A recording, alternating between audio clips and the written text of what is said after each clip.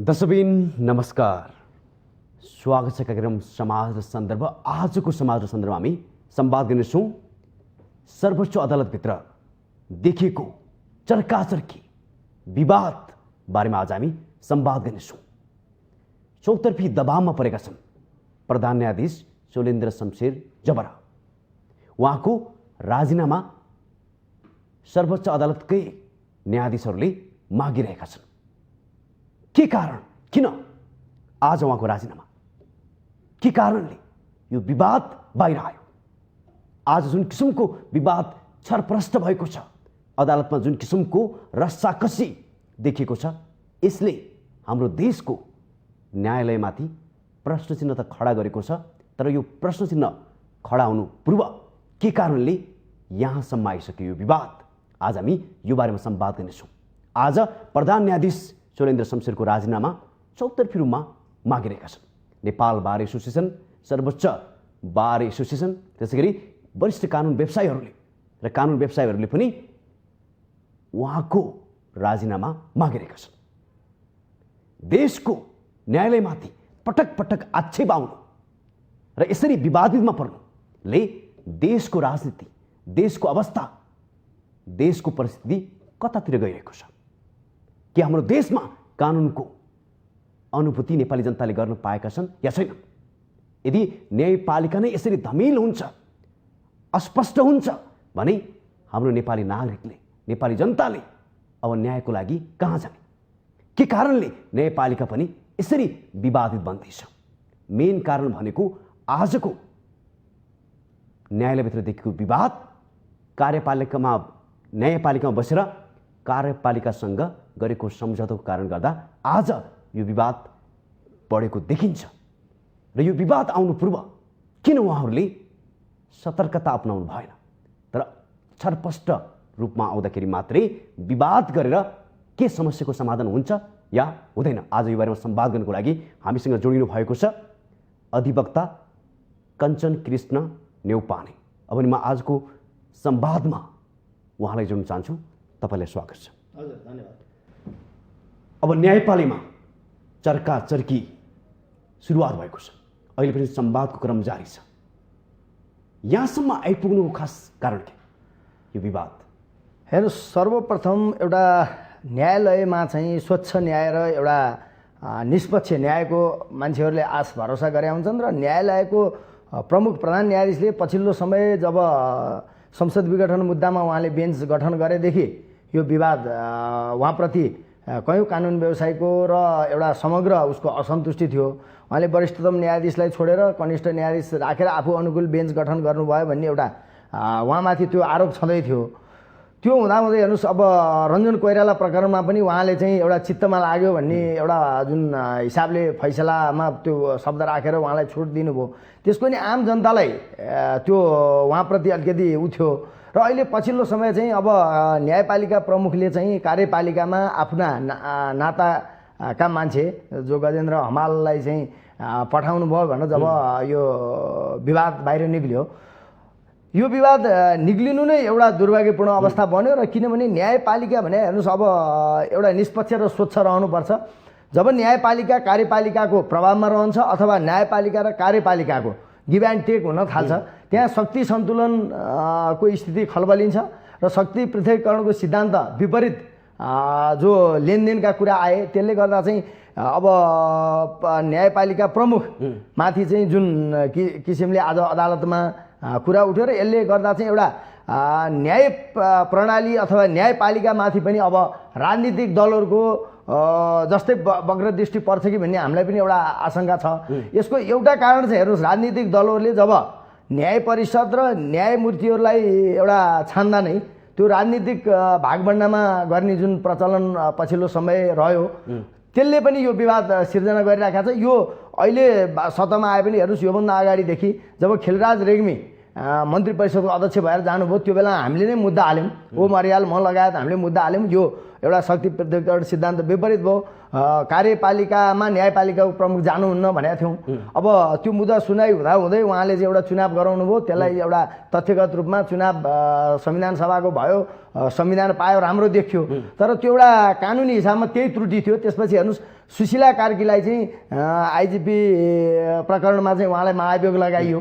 त्यहाँ पनि एउटा सुनियोजित चाहिँ न्यायपालिकामाथि यो राजनीतिक दलका नेतृत्वले गरेको प्रहार थियो। र यो पछिल्लो समय चाहिँ संसद विघटन मुद्दामा प्रधानमन्त्रीले त्यो बेलाका प्रधानमन्त्री केपी शर्मा ओलीले यो मेरो पक्षमा फैसला आउँछ भनेर बोल्दै हिँड्नुभयो र अरू नेताहरूले त्यही हिसाबले बोले र त्यहाँ विभिन्न न्यायाधीशहरूले पनि वक्तव्यबाजी गर्नु पर्यो। त्यसले गर्दा न्याय क्षेत्र चाहिँ राजनीतिक एउटा चपेटाको शिकार भएको हो कि जस्तो पनि देखिन्छ र पछिल्लो चाहिँ प्रधान न्यायाधीशको आफ्नै आचरणले गर्दा यो विवादित भएको। अब तपाईँको कुरा सुन्दाखेरि तपाईँले उहाँको कालखण्ड नै बताउनु भयो। उहाँले आज मात्रै गल्ती गरेका होइन, पटक पटक गर्नु भएको छ, फेरि पनि दोहोऱ्याउनु भयो। सधैँ प्रमुख प्रधान न्यायाधीश मात्रै दोषी देखिनुले उहाँ मात्रै सधैँ पावरफुल हुनुहुन्थ्यो कि कसो? खास तपाईँको कुराले सुन्दाखेरि त अरू न्यायाधीशको कुनै अर्थै थिएन भन्ने कुरा तपाईँको कुराबाट स्पष्ट देखिन्छ। उहाँ मात्रै कसरी दोषी भन्नु सक्नुहुन्छ? होइन, त्यस्तो होइन। हेर्नुहोस्, न्यायपालिका समग्र न्यायपालिकामा प्रधान न्यायाधीशज्यूको चाहिँ एउटा महत्त्वपूर्ण रोल के हुन्छ भने त्यहाँ कार्यविभाजन र अब बेन्चहरू तोक्ने होइन र दैनिक प्रशासनिक काममा उहाँ महत्त्वपूर्ण हो। अरू मामिलामा त उहाँ एउटा न्यायाधीश सरकै हैसियतमा रहनुहुन्छ। कार्य व्यवस्थापकीय काममा मात्रै उहाँ प्रमुख हो। कुनै मुद्दाको सिलसिलामा प्रधान न्यायाधीश पनि एउटा न्यायाधीशको रूपमा रहनुहुन्छ। सबै उहाँको समग्र त्यहाँभित्र चाहिँ अब बेन्च तोक्ने बेलादेखि अब बेन्च गठन गर्ने बेलादेखि असन्तुष्ट त्यहाँका न्यायाधीशहरू हुनुहुन्थ्यो होला। त्यो अहिले बाहिर आयो।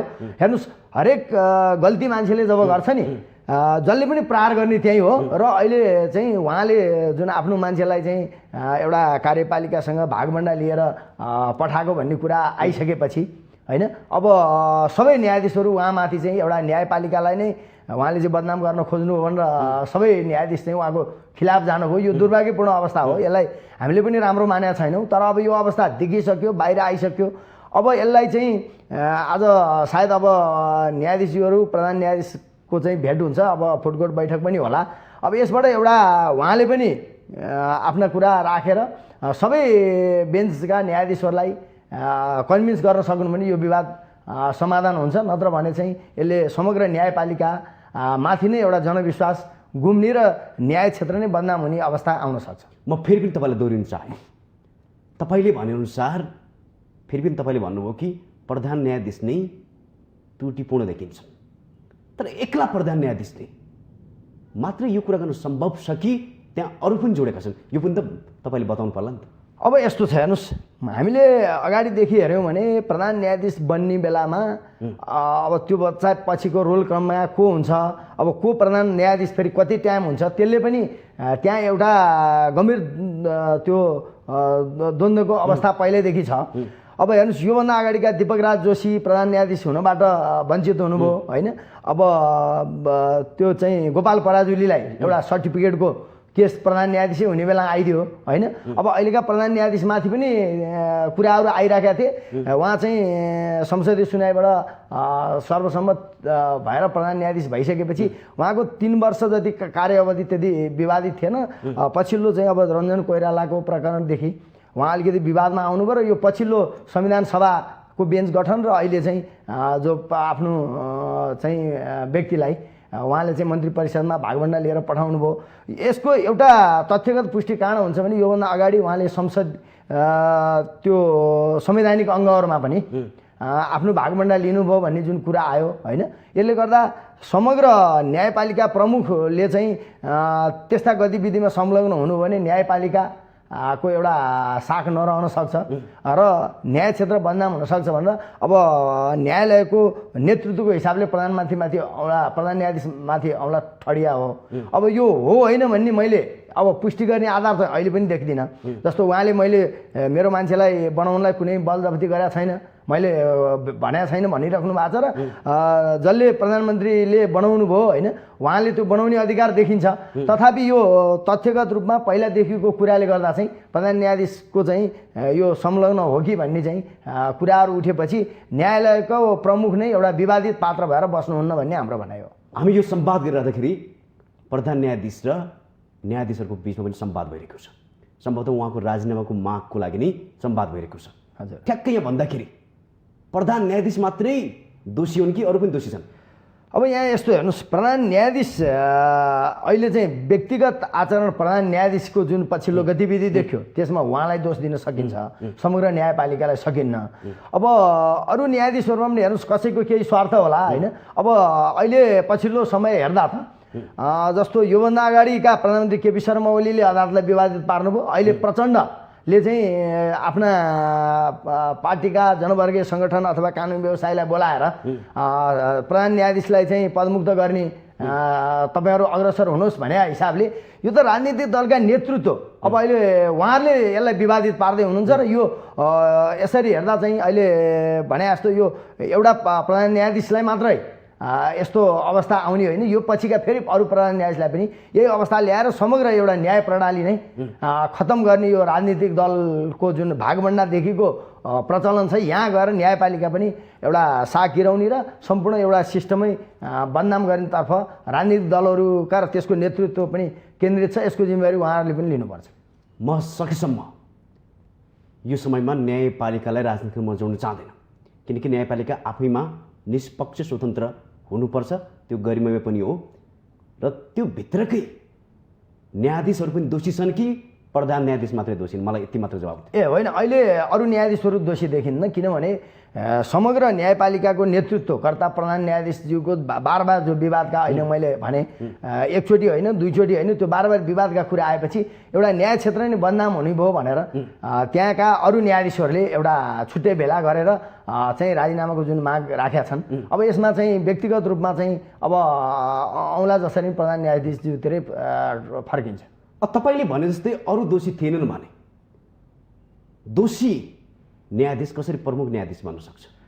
कसरी बाटो खोल्छ? अब यो हेर्नुहोस्, उहाँ सुरु अवस्थामा विशेष अदालतबाट जो आउनुभयो होइन, त्यो बेलादेखि उहाँका उजुरी पनि थिए। अब त्यो कुरा प्रमाणित नहुन्जेलसम्म हामीले दोषी भन्न मिल्दैन।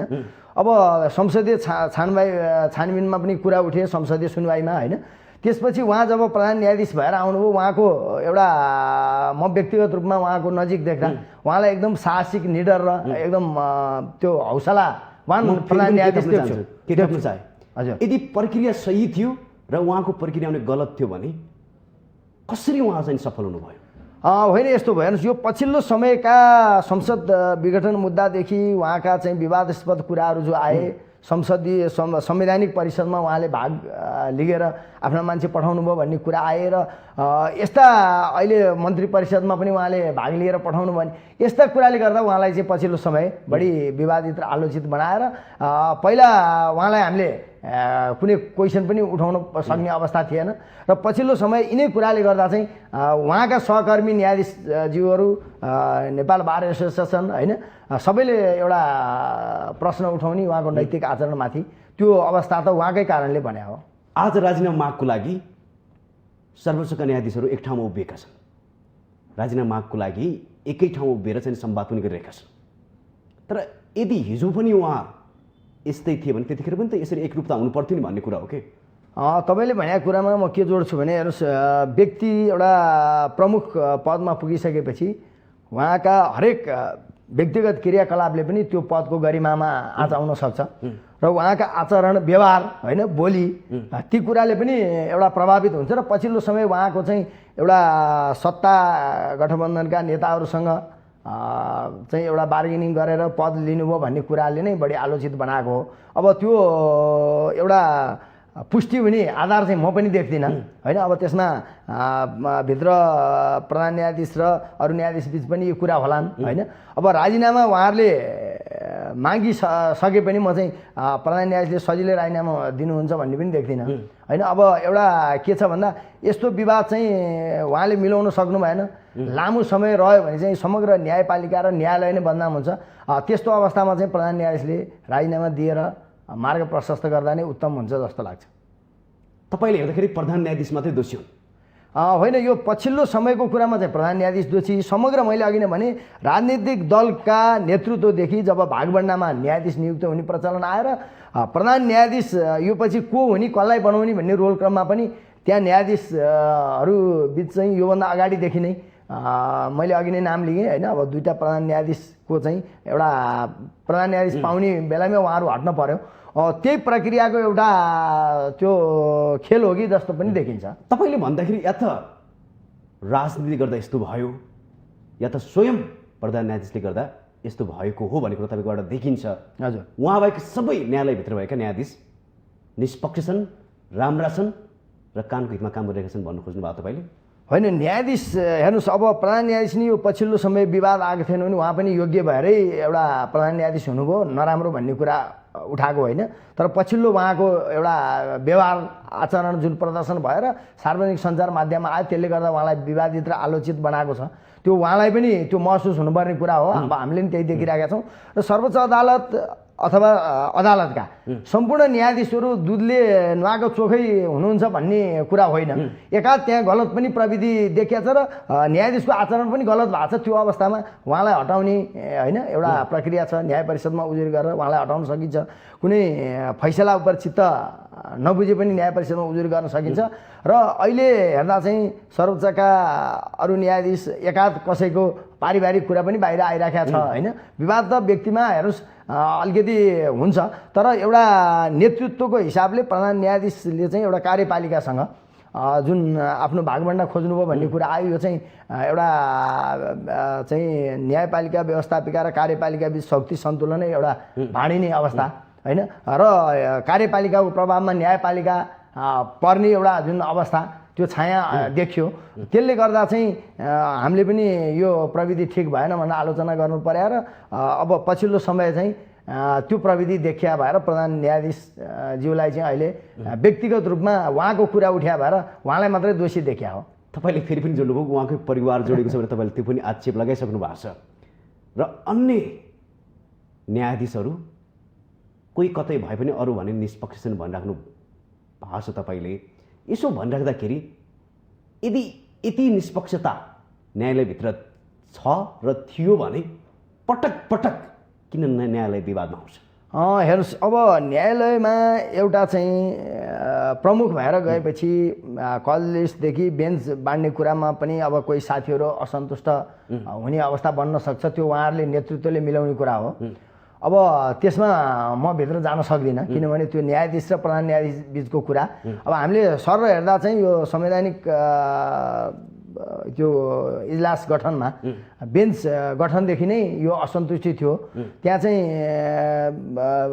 त्यो संवैधानिक बेन्चको चाहिँ गठनमा कति न्यायाधीशहरूले चाहिँ फेरि यस्तै छुट्टै बैठक गरेर प्रधान न्यायाधीशज्यूको चाहिँ सँग सहमत हुन नसक्ने अवस्था आएर फेरि बेन्च चाहिँ एउटा कम्पोजिसन चेन्ज भएको अवस्था पनि हो।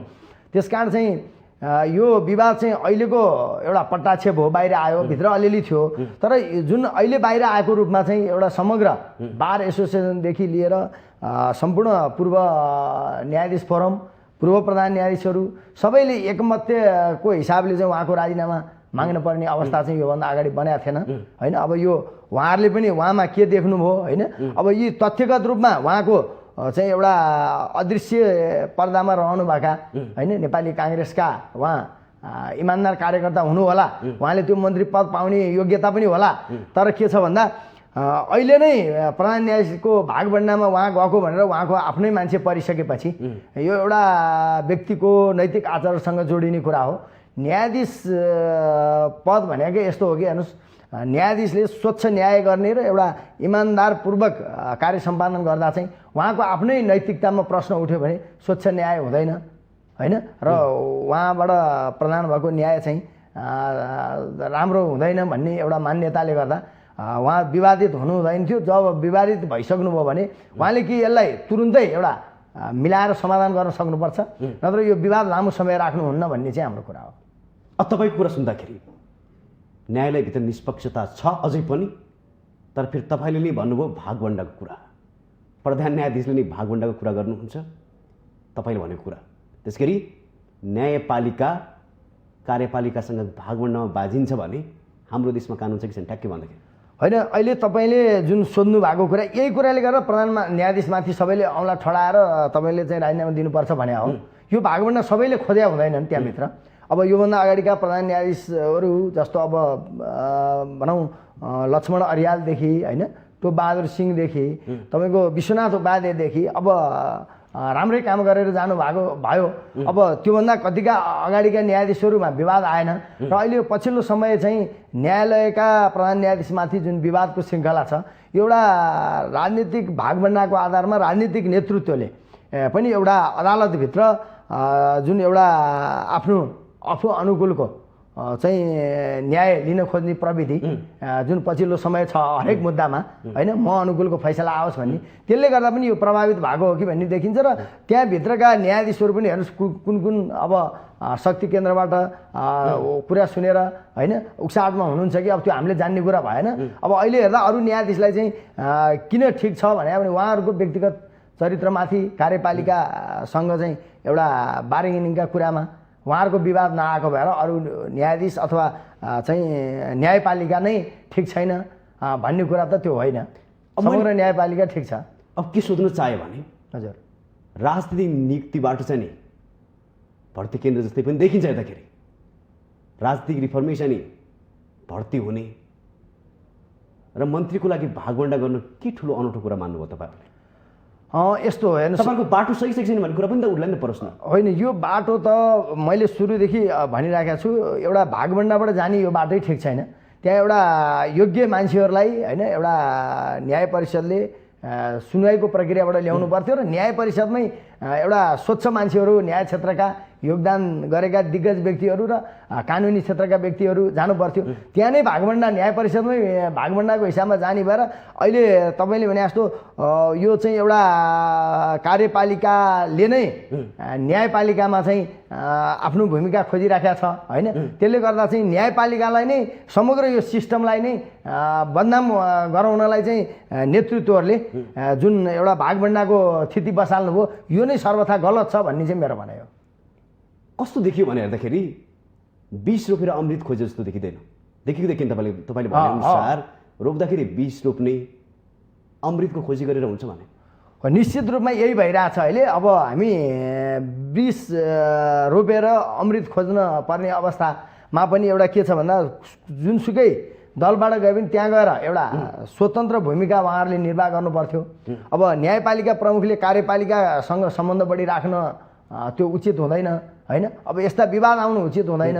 त्यसमा उहाँहरू तटस्थ रहेको भए त आज यो विवाद आउने नै थिएन होइन। अब उहाँहरूको भूमिका तटस्थ नदेखेर नै यत्रो कुरा आयो। यसले चाहिँ समग्र न्यायपालिका र हामी कानुन व्यवसायीहरूको पनि एउटा लज्जाले शिर निहुरिनु पर्ने अवस्था र समग्र न्यायपालिका र न्याय क्षेत्र नै बदनाम हुने जुन अवस्था बनिराखेको छ यो चाहिँ देशको र एउटा न्यायिक इतिहासमा पनि यो दुर्भाग्यपूर्ण अवस्था बन्दैछ। फेरि तपाईँले गजबको कुरा गर्नुभयो कि उहाँले त्यस्तो गर्नु हुँदैन थियो। कस्तुरी आफ्नो बाँच्न सुन्नु सक्छ? तपाईँहरूको प्रक्रियामै समस्या छ कि छैन? होइन प्रक्रियामा चाहिँ एउटा प्रक्रियागत कानुनी रूपमा समस्या होइन, कार्यान्वयन तहमा चाहिँ जुन भागभण्डाबाट जाने प्रविधि चाहिँ त्यो समस्या हो। यो समस्याको एउटा कारण त्यो पनि हो। आज भागभण्डा भयो भन्नुमा के आपत्ति फेरि तपाईँहरूलाई? होइन, न्यायपालिकाले कार्यपालिकासँग भागभण्डा गर्न मिल्दैन, त्यो बिल्कुल फरक कुरा हो। न्यायपालिका स्वतन्त्र अङ्ग हो र यसले चाहिँ कार्यपालिकाका कतिपय निर्णयहरू उल्टाउनु पर्ने अवस्था बन्छ। कार्यपालिकाले कतिपय अत्याचार गर्दा न्यायपालिकाले त्यसलाई सच्याउनु पर्ने अवस्था रहन्छ। अब त्यही कार्यपालिकासँग एउटा भागभण्डा गर्ने भने यो स्वाभाविक हुँदैन।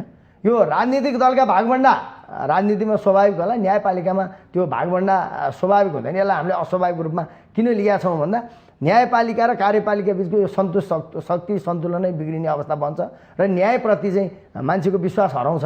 अब यस्ता भोलि सरकार विरुद्धका कतिपय निर्णयहरूमा पनि न्यायालयले भोलि हित जनतालाई न्याय दिँदैन होइन, हामीले न्याय पाउँदैनौँ भन्ने त त्यो प्रश्न उठ्छ। त्यसकारण यसमा त गम्भीर आपत्ति हुने कुरा नै हो। अब यो लडाइँ हेर्दाखेरि पनि शङ्काको भरमा लडाइँ भयो जस्तो देखिन्छ हेर्दाखेरि। अब उता सरकार बढाउनु मन्त्रीमण्डल विस्तार गर्नु पनि सकिने आधार छ, स्पष्टै छ, त्यो सकिन्छ। यता प्रधान न्यायाधीश शैलेन्द्र शमशेरले पनि भनिसक्नु भएको छ कि मैले रिफर गरेको होइन, मेरो कारणले गर्दा होइन। अनि तपाईँहरूको लडाइँ खास ट्याक्कै के हो भन्नु खोजेँ कि? अब हेर्नुहोस्, यो एउटा नैतिक प्रश्न हो। अहिले तपाईँले भने जस्तो कानुनी रूपमा अहिले पनि म आफै भनिरहेको छु, प्रधान न्यायाधीश चाहिँ एउटा जस्तो महाभियोगसम्म जानको लागि चाहिँ जानुपर्ने अवस्था पनि छैन र उहाँ त्यता गएर पनि एउटा कानुनी रूपमा प्रमाणित हुन गाह्रो कुरा छ यो हामी पनि त्यो देख्दैनौँ। तर जब एउटा न्यायपालिकाको प्रमुखमाथि एउटा नैतिक प्रश्न उठ्छ त्यो नै गम्भीर हो। त्यो नैतिक प्रश्न उठ्ने अवस्था आउनै दिनु हुँदैन होइन। त्यो आउन दिएपछि एउटा न्यायपालिकाको नेतृत्व गरिरहनु भएका प्रधान न्यायाधीशमाथि जब औँला ठडियो यसले गर्दा चाहिँ यो छलफल अदालतभित्र हेर्नुहोस् अब हिजो पनि बेन्च बस्न सकेन, आज पनि अब त्यो अवस्था बनेर यो जनताले न्याय नपाउने र त्यहाँभित्रको यो विवाद चाहिँ बाहिर सडकमा आइरहने होइन। अब जनतामाझमा आउने भने सम्पूर्ण एउटा अदालतप्रति र न्यायपालिकाप्रति मान्छेमा वितृष्णा हुन्छ र विश्वास गुम्छ। त्यो विश्वास कायम राख्नको लागि यो विवादलाई चाहिँ तुरुन्त हल गरेर एउटा निकास आओस् भन्ने चाहिँ हाम्रो माग हो। त्यसको लागि तपाईँहरूले चाहिँ प्रधान न्यायाधीश राजीनामा दिनु पर्यो भन्ने तपाईँहरूको माग हो? प्रधान न्यायाधीशले चाहिँ अब राजीनामा दिँदा राम्रो भन्ने चाहिँ मेरो कुरा हो होइन। अब उहाँ गलत नभए पनि त्रुटिपूर्ण नभए पनि दोषी नभए पनि बाहिर औँला ठडियो र बाहिर आन्दोलन चर्कियो भनेर त उहाँले राजीनामा दिनुपर्ने होइन। यस्तो हेर्नुहोस्, उहाँ दोषी हुनुहुन्न भन्ने कुरा चाहिँ एउटा कानुन त उहाँलाई स्वीकार नगरे अवस्थामा दोषी नदेखेला, तर एउटा समग्र त्यो एउटा तथ्यगत रूपमा उहाँले चाहिँ आफ्नो मान्छेलाई जब यही अवस्थामा चाहिँ मन्त्री परिषदमा लानुभयो त्यो पनि अब प्रमाण के त भन्ने कुरा होला नि त तपाईँहरूलाई होइन। अब त्यो सबै कुरामा प्रमाण भन्दा पनि हेर्नुहोस् नैतिकताको कुरा आउँछ र अक्सर न्यायालयको प्रमुखमाथि त नैतिक प्रश्न नै महत्त्वपूर्ण कुरा हुन्छ। यसमा नैतिक रूपमा उहाँलाई चाहिँ ठुलो समस्या परिसकेको छ। यो हाम्रै कारणले मात्र परे होइन, यो उहाँको कारण र अब उहाँका सहकर्मीले नै यो कुरा उठाइराख्नु भएको छ। उहाँहरूले पनि केही देखेर उठाउनु भयो होला होइन। अब यो एउटा बार एसोसिएसन अथवा वकिलले मात्र उठाएको कुरा होइन। यस्तो कुरातर्फ प्रधान न्यायाधीश जानुहुन्न थियो र यस्ता कामतर्फ कुनै पनि प्रधान न्यायाधीश नजाउन् भन्ने मात्रै खबरदारी। उहाँले त स्वीकार्नु भएकै छैन, मैले गरेकै होइन भनिराख्दाखेरि पनि तपाईँहरू फेरि उहाँको राजीनामा चाहियो, न्यायाधीशहरूले उहाँको राजीनामा चाहियो भन्ने चाहिँ कराउँदाखेरि न्याय सङ्गत छ कि छैन, न्याय छ कि छैन भन्ने कुरा होला नि त। अब हेर्नुहोस्, यो एउटा नैतिकताको प्रश्न उठेपछि उहाँले नैतिक रूपमै यसको चाहिँ सम्बोधन गर्नुपर्छ। यो कानुनी रूपमा भन्दा पनि अब नैतिक रूपमा मैले अघि नै भने उहाँले कि यसमा एउटा क्लियरिफिकेसन दिएर सबैलाई चाहिँ आश्वस्त पार्नु पऱ्यो म यस्तो काममा थिएन भन्ने। कमसेकम त्यहाँभित्रका बेन्चका न्यायाधीशहरूलाई त उहाँले कन्भिन्स गर्न सक्नु पऱ्यो।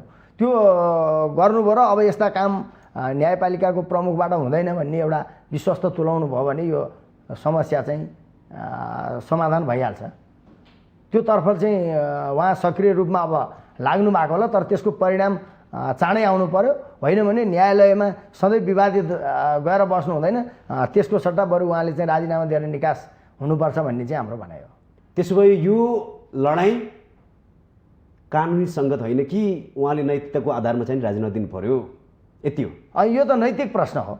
यो त उहाँमाथिको एउटा नैतिक र चारित्रिक प्रश्न हो र उहाँले शङ्काको भरमा अब शङ्का भन्दा पनि हेर्नुहोस्, अब तथ्यगत रूपमा कतिवटा कुरा आएका छन्। अब औँला जब उठ्यो होइन, अब यस्तो चाहिँ विवादित छ। तपाईँलाई म सोध्दैछु प्रमाण के त भन्ने कुरा होइन, प्रमाण त यस्तो हो। अब चाहिँ यो ठ्याक्कै प्रधान न्यायाधीशले यही गर्नुभयो भन्ने त कसैले कुरा उठाएको पनि छैन।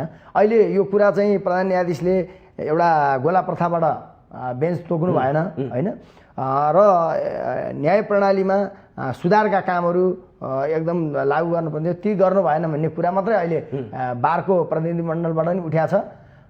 यो शङ्काको भरमा उहाँको राजीनामा भने त नेपाल बार एसोसिएसनले आधिकारिक रूपमा मागेको पनि छैन, आधिकारिक रूपमा कानुन त मागेको छैन अहिलेसम्म। आचरणको हिसाबले मात्रै यो अरू वरिष्ठ अधिवक्ता न्यायाधीशहरूले बाहिरबाट कुरा निकाल्नुभयो। अब समग्रमा जो विद्रोह गर्नुभएको न्यायाधीश हुनुहुन्छ उहाँहरूले पनि राजीनामा त माग्नु भएको होइन नि अहिलेसम्म। तर समाचार बाहिर के आएको छ भने सबैले पूर्व न्यायाधीश प्रधान न्यायाधीशहरूले नेपाल बार एसोसिएसनले सबैले चाहिँ नि उहाँको राजीनामा माग्नु भएको छ। होइन, उहाँले चाहिँ यस्तो विवादास्पद काम गर्नुभएको भए चाहिँ राजीनामा दिँदा ठिक भन्ने कुरा चाहिँ सबले गरे हो। राजीनामा दिनुपर्ने आवश्यकता खासै छैन त्यसो भए हेर्दाखेरि? होइन, कानुनी रूपमा त उहाँले राजीनामा दिने भने त उहाँलाई चाहिँ महाभियोग लगाएर हटाउने र उहाँले स्वेच्छाले दिने कुरा आयो होइन। अब त्यो चाहिँ उहाँको आफ्नो नैतिक कुरा भयो। अब अहिले माग गर्ने कुरा पनि उहाँको नैतिक विषयमा चाहिँ यो विवादास्पद छविका कुरा बाहिर आएर यो विवाद रुमल्लिरहँदा अदालतभित्र अब बेन्चै बस्न नसक्ने अवस्था होइन, सहकर्मी साथीहरूले बहिष्कार गर्ने अवस्था, यो अवस्था लामो समय रहँदा चाहिँ जनतालाई चाहिँ न्यायालयप्रति र एउटा न्यायप्रति भरोसा उठ्छ। त्यसकारण चाहिँ उहाँले यसको निकास दिनुपर्छ। त्यो निकासको विकल्प चाहिँ एउटा राजीनामा नै हुनसक्छ कि भन्ने कुरा चाहिँ निकालिराख्या हो। तपाईँको कुरा सुन्दाखेरि पनि उहाँको राजीनामा आवश्यक छ भन्ने कुरा देखिन्छ हेर्दाखेरि, हजुर, सुन्दाखेरि पनि। तर तपाईँले पनि अघि जोड्नुभयो कि महाअभियोग लागेर भएर पनि उहाँलाई राजीनामा गराउनुपर्छ। परमाणु त चाहिला नि होइन, महाभियोग लगाएर राजीनामा गराउनुपर्छ मैले चाहिँ कसरी भन्दिनँ भने यो महाभियोग त पारित हुने अवस्था पनि देखिँदैन। किनभने त्यहाँ 2/3 कुरा आउँछ र अर्को कुरा महाभियोग लगाउनको लागि चाहिँ संविधानको धारा 101ले जुन महाभियोगको व्यवस्था गरेको छ त्यहाँ चाहिँ एउटा अब नैतिक आचरणका कुरा त उहाँमाथि उठ्छ होइन। अरू कुरामा त उहाँले केही गरे त्यो तथ्यले पुष्टि हुँदैन, एउटा नैतिक आचरणका कुरा मात्रै आउँछ। अब त्यो आधारमा राजीनामा नदियो भने महाभियोगको प्रक्रिया अगाडि गएर फेरि त्यो 2/3 कुरा पनि आउँछ होइन। त्यसकारण अब त्यहाँसम्म नजाओस् र यो विवाद चाहिँ उहाँहरू बिच भएर समाधान होस् भन्ने एउटा कुरा हो। अब भएन भने अब त्यो प्रक्रिया जाँदा पनि उहाँमा एउटा सुनवाईको कुरा आउँछ होइन, त्यसमा उहाँको जवाफहरूको कुन रूपमा आउँछ अब त्यो पछिका कुरा भयो। अहिले त्यहाँसम्म नजाला र जानु हुँदैन भन्ने चाहिँ हाम्रो भनाइ हो। उहाँलाई पनि त कानुनले सुरक्षित बनाउला नि त, उहाँको लागि पनि त कानुन होला नि त। कसैले आक्षेप लाउँदैमा कसैले भन्दैमा उहाँले राजीनामा दिइहाल्नुपर्ने आवश्यकता त नहोला, नेपालको कानुनले त त्यस्तो नभन्ला होइन। त्यो अहिले माग्दैमा उहाँले दिइहाल्नुपर्ने आवश्यकता छैन। न्यायालयको उच्च एउटा साख र गरिमा बचाउनको लागि यो विवाद चाहिँ लम्बिँदै गइरह्यो, गिजोलिरह्यो र लामो समय यो चाहिँ बेन्च नबस्ने अथवा त्यो चर्काचर्की अवस्था अदालतभित्र रहिरह्यो भने चाहिँ उहाँ राजीनामा नै दिएर निकास दिनुपर्छ भन्ने चाहिँ हाम्रो भनाइ हो। अब हाम्रो देशमा म थोरै प्रसङ्ग परिवर्तन गर्न चाहन्छु। हाम्रो देशमा जता पनि लडाइँ देखिन्छ, हुँदाहुँदै न्यायपालिकाभित्र पनि बिना निष्कर्ष लडाइँ जस्तै देखिन्छ। ठ्याक्कै के को लडाइँ? अब हेर्नुहोस्, एउटा शक्तिमा मान्छे पुगिसकेपछि आफूले एउटा पावरको हिसाबमा चाहिँ अलिकति सहकर्मी साथीहरूलाई सँगै लिएर जान नसक्नु यो नै एउटा समग्र झगडाको एउटा केन्द्र हो। र अर्को व्यक्तिका आचरणहरू चाहिँ जब शुद्ध हुन्छ, हेर्नुहोस् कसैले कसैमाथि औँला उठाउन सक्ने अवस्था बन्दैन र कति विरोधी तत्त्वहरू त्यहाँ भइरहँदा पनि उसले औँला ठडाउने ठाउँ बन्दैन। जब एउटा व्यक्तिको नैतिक आचरण अथवा एउटा न्यायपालिका कार्यपालिकासित प्रभावित भयो भने अब सहकर्मी साथीहरूले नै उहाँमाथि खबरदारी गर्नुपर्ने अवस्था आउँछ। त्यसकारण यो लडाइँ चाहिँ अब न्यायपालिकामा लामो समय रहँदा चाहिँ उचित हुँदैन। यसलाई तत्कालै टुङ्गाउनुपर्छ र यो टुङ्गाउनी नसक्ने अवस्था हो भने प्रधान न्यायाधीश चाहिँ एउटा विवादास्पद भूमिकामा सबै न्यायाधीशहरूले बेन्च बहिष्कार गर्ने अवस्थामा उहाँ बसिरहन सक्नुहुन्छ जस्तो लाग्दैन।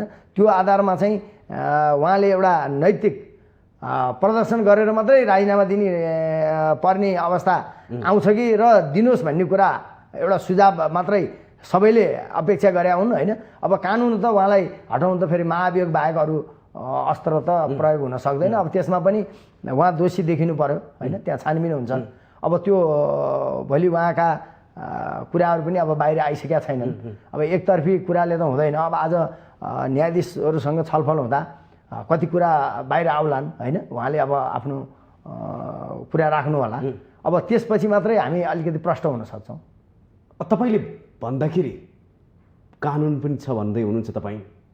यदि कानुन छ भने न्यायालयभित्र आक्षेपका आक्षेप छन्, त्यसै गरी बाहिर पनि धेरै मुद्दाहरू उठ्छन्, चाहे त्यो बलवाटारको काण्ड होस् चाहे सुनकाण्ड होस्, तर कानुनले कसैलाई पनि देख्दैन। अब हेर्नुहोस्, कानुनको विद्यार्थी मैले कानुन छैन भन्ने होइन, कानुन छ, त्यो कार्यान्वयन पनि। तर यहाँ के छ भन्दा कार्यान्वयन तहमा चाहिँ समस्या हो। अब अख्तियार दुरुपयोग आयोग हामीसँग छ।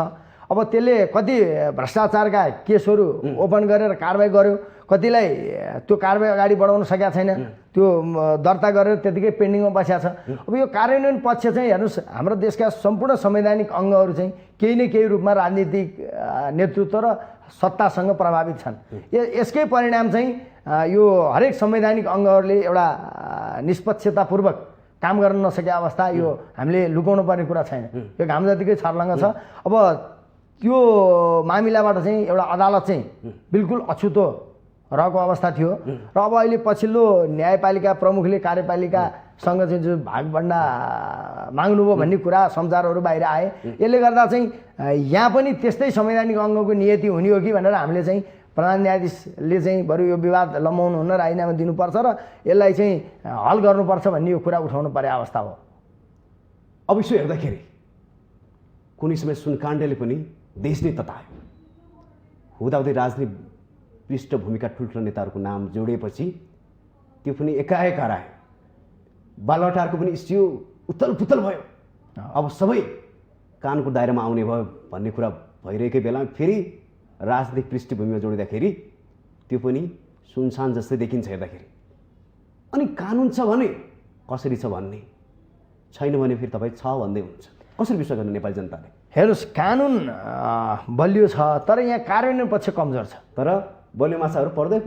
त्यही त, कार्यान्वयन पक्ष कमजोर छ र शक्तिको वरिपरि रहेका मान्छेलाई त्यहाँ भएका प्रधानमन्त्री, गृहमन्त्री होइन, अथवा संवैधानिक अङ्गका प्रमुख अथवा संवैधानिक अङ्गका पदाधिकारीले नै संरक्षण गर्नुहुन्छ र उहाँहरूमाथि मुद्दा नचल्ने जुन अवस्था बनेको छ, त्यसले गर्दा नै हेर्नुहोस् आज हामी नेपाल सुशासनमा पछाडि छौँ होइन, अब भ्रष्टाचारमा अगाडि छौँ। यो जम्मैको एउटा कारण चाहिँ के भन्दा दृढ इच्छा शक्ति भएको नेतृत्व र जसले देश एउटा हाँक्छ, उहाँहरू पनि आफूको गुट र आफू सत्ता केन्द्रित राजनीतिमा रुमलिरहनु भएको छ। उहाँहरूले एउटा उच्च नैतिक प्रदर्शन गर्दै सबै अङ्गहरूलाई एउटा नियन्त्रण गर्ने भूमिका पनि खेल्नु भएको छैन र त्योतर्फ उहाँहरू उद्धत हुनुहुन्न। त्यसले गर्दा नै आज हेर्नुहोस् हरेक संवैधानिक अङ्ग राजनीति र चाहिँ कार्यपालिकासँग प्रभावित देखिया अवस्थामा न्यायपालिका माथि पनि उहाँहरूले त्यो छाया ल्याउँदै हुनुहुन्छ र त्यसतर्फ धेरै यो अगाडि आइसकेका भएर हामीलाई चाहिँ यो न्यायपालिका भोलि जनताको नजरमा एउटा स्वच्छ निष्पक्ष हुँदैन कि भन्ने आशंकाले हामीले चाहिँ यो विवाद चाहिँ भइरहनुहुन्न, बरु यसको चाहिँ निरूपण हुँदैन भने प्रधान न्यायाधीशले राजीनामा दिनुपर्छ भन्नेसम्म अवस्था पुग्नु पर्यो। तपाईँले यसरी छाती ठोकेर संवाद गर्दाखेरि कानुन छ भनेर नेपाली जनताले अधिवक्ता कञ्चन कृष्ण नेउपानेमाथि प्रश्न गर्लान् कि नगर्लान्? किनकि कोरोनाको बेला खोप पाउँदैन, समयमा उपचार पाउँदैन, संविधानले स्पष्ट रूपमा भन्छ, कानुनले स्पष्ट रूपमा भन्छ, भ्रष्टाचारीहरू जेल पर्दैन, सुनकाण्ड अघि मैले भनिसकेँ। अनि तपाईँले पनि आरोप लगाउँदैन नेपाली जनताले यसो भनिराख्दाखेरि तपाईँ फेरि भन्नुहुन्छ कानुन हाम्रो बलियो छ, तगडा छ, ठाउँको ठाउँ पक्रिन सक्छ भन्ने तपाईँले भनेअनुसार भन्दै हुनुहुन्छ। यो भन्न सुहाउँछ कि सुहाउँदैन? हेर्नुहोस्, म एउटा कानुनको विद्यार्थीको हिसाबले हरेक तपाईँको संविधानले प्रत्याभूति गरेका मौलिक हकहरू होइन, जस्तो स्वास्थ्य शिक्षा सम्बन्धी आम जनतामा पुग्नुपर्छ र कानुनको नजरमा सानो ठुला नभनी भेदभाव रहित तरिकाले चाहिँ एउटा दोषीलाई सजाय गर्नुपर्छ र निर्दोषलाई उन्मुख दिनुपर्छ। अब मैले चाहिँ कानुनकै विद्यार्थी भएर के भन्नुपर्छ भने दुर्भाग्यवश कार्यान्वयन पक्षमा हेर्नुहोस् बाध्यता यसरी बुझ्नु होइन, हामीले भन्नुपर्ने नै हुन्छ। किनभने हेर्नुहोस्, हरेक अङ्गमा एउटा चाहिँ आम सेवाग्राही जाँदा केही पैसा नदिई काम अगाडि नबढ्ने अवस्था छ। यो काम जतिकै छर्लङ्ग छ। तर के छ भन्दा जसले त्यसलाई कारवाही गर्ने निकाय त्यहाँ पनि त्यो प्रविधि छ। त्यसले गर्दा चाहिँ आज हामी भ्रष्टाचारमा कुनै काम लिँदा ढिलासुस्ती हामीले त्यो भोगेका छौँ। त्यो दुर्भाग्यपूर्ण अवस्था हामीले नजिकबाट देखेका छौँ र म यो भन्दैछु। अब त्यसमा चाहिँ कानुनलाई भन्दा पनि दोष चाहिँ कार्यान्वयन पक्ष र जो तत्त निकायका जिम्मेवार पदाधिकारी छन् उहाँको एउटा दृढ इच्छा शक्ति र उहाँहरू चाहिँ एउटा सुशासन कायम गरेर एउटा आफ्नो उच्च नैतिक चरित्र प्रदर्शन गरेर समाजमा राम्रो मान्छेमा डरिन्छु भनेर उहाँहरू हिँड्नु भएको छैन।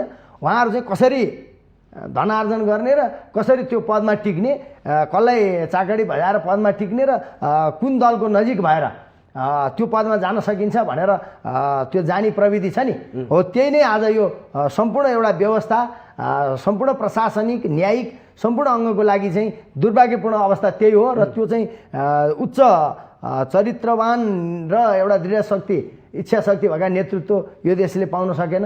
त्यसले गर्दा आज हामी कानुनका विद्यार्थीले पनि कति कानुन अनुसारका काम भएका छैन भनेर प्रत्यक्ष आँखाले देख्दा पनि टुलु टुलु हेरेर बस्ने अवस्था बन्या छ। किनभने त्यसमा कार्यान्वयन गर्ने अधिकारी र निकायले नै कानुनको पूर्ण रूपमा पालना गर्नुभएको अवस्था छैन। त्यसो भए हाम्रो देशले चरित्रवान व्यक्तित्वहरू पाउन सक्नु भएको छैन, यसरी बुझौँ।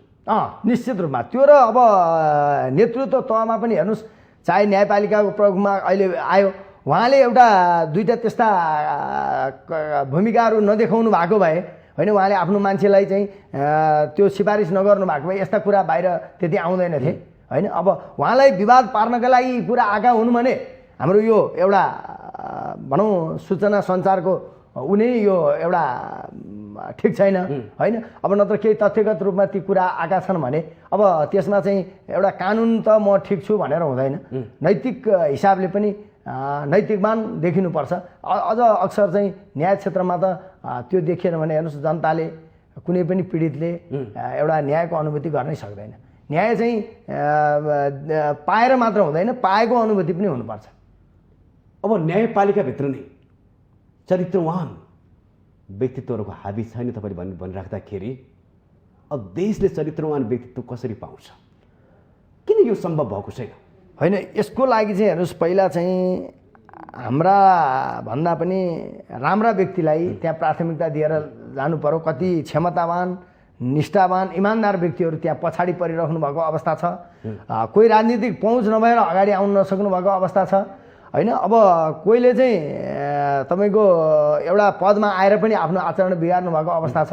अब यस्तो कुराले चाहिँ एउटा व्यक्तिको भूमिकाले गर्दा चाहिँ समग्र न्यायपालिका गलत हो र न्यायपालिकाबाट न्याय हुँदैन भन्ने कुरा होइन।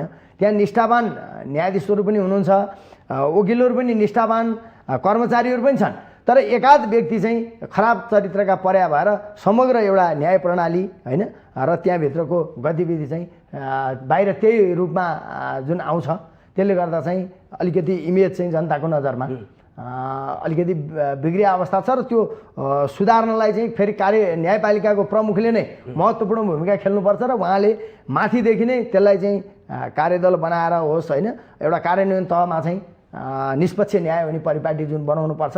अब पछिल्लो समयमा आफै उच्च नैतिक चरित्र भएन अथवा कार्यपालिकासँग भागभण्डा खोज्नु भने त्यो तर्फ चाहिँ न्यायपालिका पनि नजाला भन्ने चाहिँ एउटा आम जनताको र हाम्रो पनि एउटा चासो र त्यो सरोकारको विषय बन्या हो। त्यसो भए आजका मितिसम्म आइपुग्दा नेपाली जनताले कानुनको अनुभूति गर्न पाएको छैन, यसरी बुझौँ। एकाध बाहेक चाहिँ धेरैजसो मान्छेले कानुनको कार्यान्वयन तहमा चाहिँ समानताको अनुभूति गर्न पाएको छैन। त्यो नपाउनेको चाहिँ एउटै कारण चाहिँ कार्यान्वयन तहमा चाहे ब्युरोक्रेसी होस् चाहे एउटा पोलिटिकल होस्, यो कानुन भन्दा पनि एउटा आफू अनुकूलका लागि बचाउने जुन प्रवृत्ति छ, त्यसले गर्दा चाहिँ पूर्ण रूपमा कानुन कार्यान्वयन भएको छैन चाहिँ हामी भन्न सक्छौँ। अब यस्तो अवस्थामा देश कतातिर गइरहेको छ र देशको न्याय प्रणाली के हुन्छ? हेर्नुहोस्, देश चाहिँ तपाईँको एउटा विधिको शासन होइन, अब संवैधानिक हकहरूको कार्यान्वयन भन्दा पनि तपाईँको यो समग्र एउटा नेतृत्वको पछि देश लागिरहेका जस्तो देखिन्छ। अब हामीलाई भित्रका एउटा समस्याहरू भन्दा पनि हामी मिडियाकर्मीदेखि लिएर सबै एउटा राजनीतिक नेतृत्वको पछि लागिरहेका छौँ होइन। उहाँहरूका चाहिँ एउटा अघि पछि लागेर फाइदा हुने जुन फाइदा खाने प्रविधि छ नि, त्यसले गर्दा चाहिँ समग्र एउटा देशको न्यायिक होस् अथवा राजनीतिक होस् होइन, आर्थिक होस्, हरेक क्षेत्रमा चाहिँ राम्रा र क्यापेबल मान्छे भन्दा पनि त्यहाँ एउटा सत्तासँग नजिक होइन र एउटा आर्थिक कारोबार गरेर अथवा पैसाको लेनदेन गरेर अगाडि जो स्थापित हुन्छन् आउँछन्, त्यसले गर्दा चाहिँ राम्रा मान्छे ओझेलमा परेर होइन। अब कतिपय चाहिँ त्यो सिफारिसका भरमा एउटा काम पाउने, काम लिने प्रविधि छ नि, त्यसले गर्दा चाहिँ देशमा आर्थिक, न्यायिक र सामाजिक रूपमा चाहिँ अगाडि जान नसकिरहेका अवस्था चाहिँ बन्दै गइरहेको छ। अब टाइम हामीसँग लगभग हामी अन्त्यमा आइसकेका छौँ। अन्तिममा न्यायपालिकालाई गरिमय बनाउनको लागि, निष्पक्ष बनाउनको लागि, अहिलेको देखिको विवादलाई टुङ्ग्याउनको लागि चाल्नै पर्ने आवश्यक कदम के? अन्त्यमा अब सर्वप्रथम न्यायपालिकाको प्रमुखले चाहिँ एउटा निष्पक्ष र तटस्थ भूमिका निर्वाह गर्नु पर्यो र उहाँले न्यायपालिका सुधारका काम गर्नु पर्यो। कार्यपालिकासँग चाहिँ कुनै पनि सम्झौता सत्ताबाजी होइन, उहाँहरूको जुन बाहिर कुरा आए जस्तो त्यतातर्फ केन्द्रित हुनु भएन। अब सहकर्मी साथीहरूलाई चाहिँ एउटा विश्वासमा लिएर अब निष्पक्ष न्याय प्रदान गर्नेतर्फ उद्यत हुनु पर्यो। अब त्यसको लागि चाहिँ समग्र नेतृत्व न्यायपालिकाको प्रमुख प्रधान न्यायाधीशकै हुन्छ र प्रधान न्यायाधीशले चाहिँ आफ्नो विवादास्पद छवि बाहिर आयो भनेर जो विवाद लामो समय रह्यो भने अझ न्यायपालिकालाई त्यो चाहिँ जनताको नजरमा गिराउँछ। अब यसलाई लामो समय राख्नुहुन्न, बरु त्यस्तो स्थिति आयो भने चाहिँ अब उहाँले एउटा निकास दिनुपर्छ भन्ने चाहिँ पक्कै पनि तपाईँले भने जस्तै न्यायालयको गरिमाको लागि यो विवाद रहिरहनु राम्रो कुरा होइन। यसलाई चाँडोभन्दा चाँडो निर्केलता दिनुपर्छ। यसलाई एउटा समाधानको स्थानमा पुर्याउनुपर्छ भन्दै आजको यो संवादको लागि धेरै धेरै धन्यवाद दिँदै बिदा हुन चाहन्छु। नमस्कार। हस्, धन्यवाद, नमस्कार।